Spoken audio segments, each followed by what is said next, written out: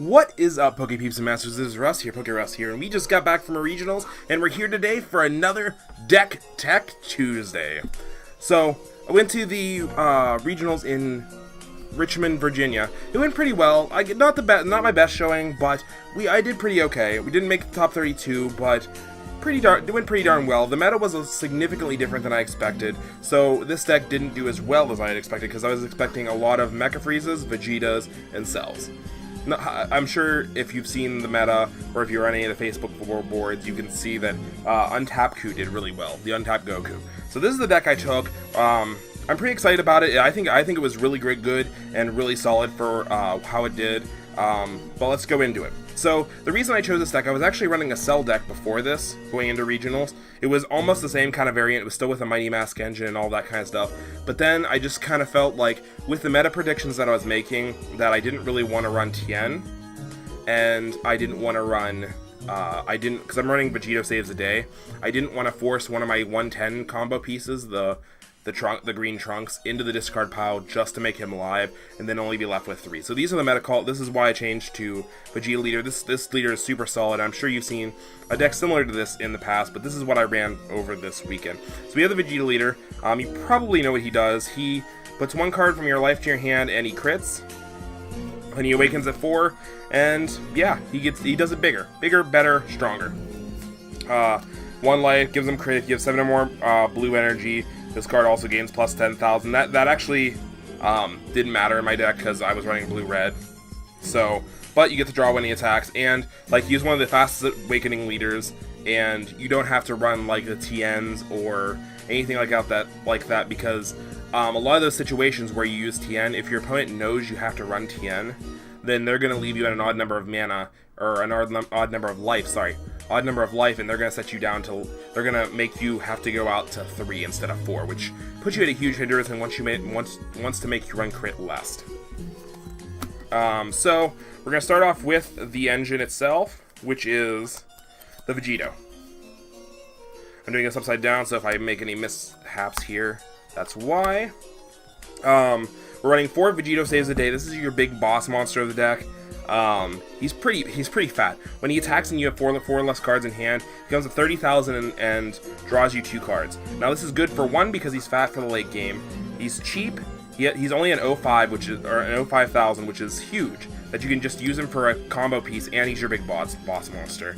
And 2, when you and your opponent are just having those struggles back and forth, you come out on top with him because even if you don't make the attack through, you've gained hand advantage where you're probably forcing because this guy goes up to 30,000 by himself, which is that magic number you want to hit to make your opponent waste cards.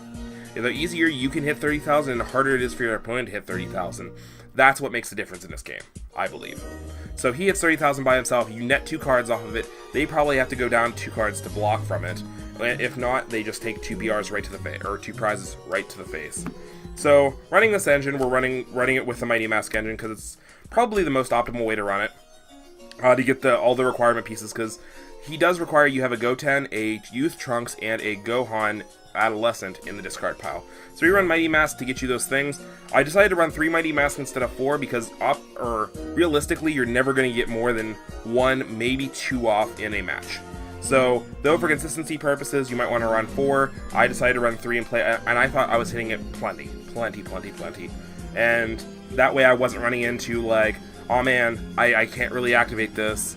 Like, it's kind of a dead card, it's 210,000. So, that's how I chose to do that. And the targets for Mighty Mask were 4 Unyielding Spirit Trunks. Beautiful card. This allowed so many aggressive plays during the matches. It was so great, especially this with Kaba or Further Destruction Champa, or I was running 2 of these. Sun Goten Family of Justice. This allows you to eat their small guys. Allows you to get, like, if you're on the offensive and they try to combo with Tien to bring it out so they can do their things on their turn, you can just eat up that Tien and then set them back. They just wasted 2 mana, didn't get anything for it other than no damage for the turn, and so on and so forth. So this card's huge. To be honest, if with the Untapped Ku decks, I probably would have sided more of these. I'll go over my side deck with this deck as well. I would have sided more of these. Looking back, 2020 vision, this card is actually really good against the Untapped Ku deck, so I would have probably ran more of it. And then I was running 2 of the blue turn 2 1500 Gotenks because I really wanted the extra blue in my deck. I did side the red ones because just in case I needed to side these out, I sided the red ones in, so I had the 0-5 instead of the 1-5. Next is our Gohan line. We're running 4 of these guys. These guys are almost, if you're running any sort of red, these guys are almost staple. They net you cards. It does what a third turn card should do. A lot of games, I've seen this in multiple games in the past, 4th turn is your big turn. Anything you can do 3rd turn, 2nd turn, 1st turn to set up for that big 4th turn play, that's what you want to do. And this sets up for it perfectly. Plus, it's great late game when you're like, I need to just put that extra pressure. I'm going to make him a double breaker and go into town with him. But for a 3rd turn, he just nets you a card when he attacks. It's absolutely beautiful. Yeah. I also ran 3 miraculous comeback Gohans. These are another big baddie that you can get out. Another good thing with this is you can go down to a couple cards with this, attack with Vegeta, pick up a couple more, combo, then drop this guy when they're unexpected and they're wasted cards in their hand and they just don't have anything else to handle it. You can drop this guy for 2 as long as you have this plus 3 cards in your hand. So that's pretty neat. That's pretty neat. 3 or less cards in your hand. Next we have the standard, pretty much standard red stuff. We have Kaba. 4 Kaba. This allows you to play extra aggressively, especially along with this, the leader. Like you can get them down to that early mana, and it also eats away at yours. So you can with a Kaba opening turn and you go 2nd, you can awaken by turn 2, as bar them getting rid of a Kaba. If they get rid of a Kaba, it's a little bit different. But again, against untap Q decks, you only needed that 1 Kaba because this your leader 8-1, this 8-1. They're untap Q 8-1 to untap their mana, and then you were able to do this again next turn. You were at 4 mana, you were awakened, you were going in. So Kaba's super good, especially if you want to awaken. He's obviously more optimal when you go 2nd. I did side different things if I went 1st. But yeah. I mean, I still kept Kaba in, but there was we'll go into the sideboard. Next, I decided to mainboard Manaka. We mainboarded 3 Manaka because a lot of people decided they were going to sideboard this card, or they were siding this card for like the Cell matchups, the Buhan matchups, stuff like that. Any card that stacks, this card's super good against, and it's not bad. It's not bad normal play either, because on turn 2 you're playing that Mighty Mask. You're usually leaving your field wide open. So this allows you on turn 3 to set them back in turn curve and sends it back to the top of their deck, and you're kind of weakening their 4th turn, or if you went 1st, their 3rd turn. If you went 2nd, their 4th turn, which is, I think, is super huge, because then you bounce that card to the top of their deck. So that's they're gonna be drawing next. That, and you, like, if it's like a Cell chain or a Buhan chain, you just wasted all the cards underneath, which is super huge. So I decided to mainboard this instead of sideboarding it. I did this over Boos because Boos are really optimal going 1st, and I decided to side the Boos. So that's why I put Mysterious Presence Manaka in. Next we had 2 big baddie Jirens. This guy is just so good. He really allows this deck to control and fix yourself in a matchup where you might have drawn poorly and you just need to reevaluate how the board looks and just kind of get those things fixed. And he hits that big number of 30,000. Like I said, when you're going into a battle card or you're a leader card, and well, not into a leader card, he's only 20,000 when he goes into leader, but that 30,000 just forces your opponent to waste cards, and that's just, I think it's huge in this game. Next we're running 1, 2, 3 of these guys. Some people ran 4 of these at the event. I decided to run 3 because I didn't want to have the extra 110 in my hand. I'd rather have the extra 0-5s. This guy is so good, especially going 1st. This guy's better going 1st, not as bad going 2nd. He can compete with he's a free drop when you combo with him and you have a blue leader, and he can compete with Awaken guys. So that's absolutely huge. Almost all of these, if you're running Mecha Frieza ran Occupational Frieza, this blue ran this, green, I don't know if green ran theirs. I don't even remember what green's is. Green has Tien. Green does a Tien thing. Well, they don't have to do the TN thing, but they can.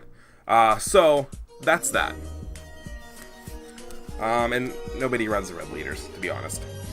Next, we were main boarding 1, 2, 3, 4 Jockos. This is pretty standard, to be honest. Jocko's a pretty good card in this meta. It allows you to eat a combo plus be a 0-5. So, like, usually when you play this, you only have to play 1. Or this goes ham when your opponent goes ham on you. They're going for that early game victory, and you have multiple of these in hand. You just no. You just say no, and then you proceed to win next turn. Because like it mitigates, it definitely eats all of those 0-5s. If they do 0-10s, this makes you even, so you only have to play one more combo piece. It's super nice. And it has, if you summon it, it has that 1600 attack. It's so weird. It's so weird. You force that extra play. We're running 4 of these guys. Further Destruction Champas. So Further Destruction Champa is pretty standard. You use it with your leader. Actually, one match during the game, I did use it with my Kaba, so I didn't have to eat the prize card. It's super good with Gohan as well. Gohan, you get the draw effect and the double break. It's just good with any of your things that don't already have double breaker. It just gives them a plus 10,000 and a double breaker, especially with having crit here. This was a super huge play, and anytime you got to pull it off, early game, late game, it didn't matter. If you're able to go crit and Further Destruction Champa, you were in a good position. Running the standard 4 boost attack Piccolos. Nothing really to be said here. It's the plus 10k boost. And we are running 4 Sensu Bean. Now this is a pretty aggressive deck. We're actually not running any negates in the main build. So this is the entire build. Pretty standard. Pretty aggressive. It's a change from my normal decks. Usually my normal decks aren't as aggressive, but I thought that seeing what I thought was going to be there, that's why I made these meta calls. So the sideboard for this deck, I went with 4 Majin Boos, because between this and these guys, the Gohans, you went first. You were either playing the Boo on first turn. It just gave you an option to play on first turn that you didn't feel bad about, or if you didn't play the Boo and you just sat on that mana, you could just go into this so they weren't going at your leader. So this was huge in the Vegeta matchup. Basically this was your negate in the Vegeta matchup. So that was super nice. Having 7 of these cards total in your deck when you're going first really makes for a very optimal play, and allows so you're making the most of your mana early on. And then you can combo with the boost and do all that kind of stuff. Where we had 3 Courageous Heart Yashirobis in case we needed to the blockers and event revenge. If my opponent was being very aggressive and I just needed to get rid of some guys on board, I would side this in, just trying to mitigate what they can do. Really again really good against the Vegeta matchup.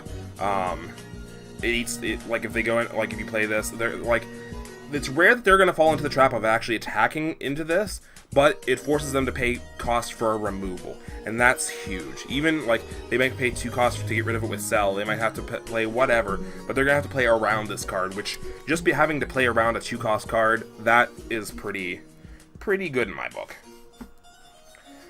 We played 4 Whis' Coercions. 4 Whis' Coercions. Just to negate if we decided we needed it in. Again, probably most used against Untapped Coup and Vegeta. If you can negate Vegeta's early attacks, that kind of crippled Vegeta because it didn't get that extra hand advantage that he's known for in. Because if you avoid your opponent from getting prize cards, you're just gaining. Obviously, that's the best play. But if you're only gaining, you're also having to give them cards, or they're just negating it, and you're not getting your crits. Vegeta loses a lot of its oomph. We played, like I said, we played 2 of these Gotens. We didn't run the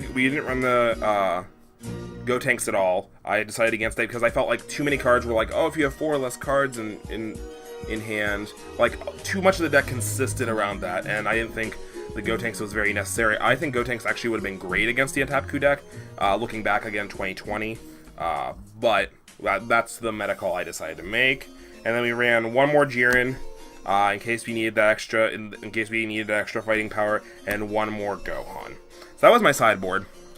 Now, looking back at the tournament was ran great. I have everything about the Richmond Regionals was amazing. Absolutely, it was a great time. Got the sweet mat. I also have another cool mat. Maybe we'll show in the next deck profile. Plus, you guys get another deck profile this week because you got the light goal in the last video. Things I would have changed about my deck. Probably might have ran the Cell version. Looking back in 2020 vision, probably would have ran the Cell version because I think it's better against the Untap Coup. Because again, just looking at top 16, about half the decks in top 16, or I'm sorry, top 32 were Untap Coup decks. Which tells you a lot about the day. I faced half of my matches at least, or probably over that, were Untap Coup fights. And then another good card would have been actually the Red Negate. The Vados's... I don't remember what the Red Negate's called. But the Red Negate, where it untaps one of your guys, it's actually super good in the Untap Coup and the Blue-Green Vegeta matchup, because they run that turn 4 Trunks that gives everybody blocker.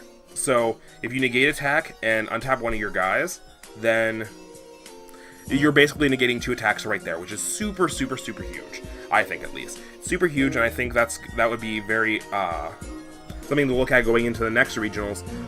Though the next event is this weekend in Toledo, I believe. That's going to have the new cards legal. That's pretty exciting. The next deck profile we do this week is going to be including those new cards. I'm going to pick them up as soon as they drop, and we're going to make a cool Trunks deck, or something along that lines. I'm pretty excited. We're going to try to hit a like goal again. Let's try to hit the like goal of 15 likes. 15 likes on this video before next Tuesday, and we'll do 2 deck profiles next week.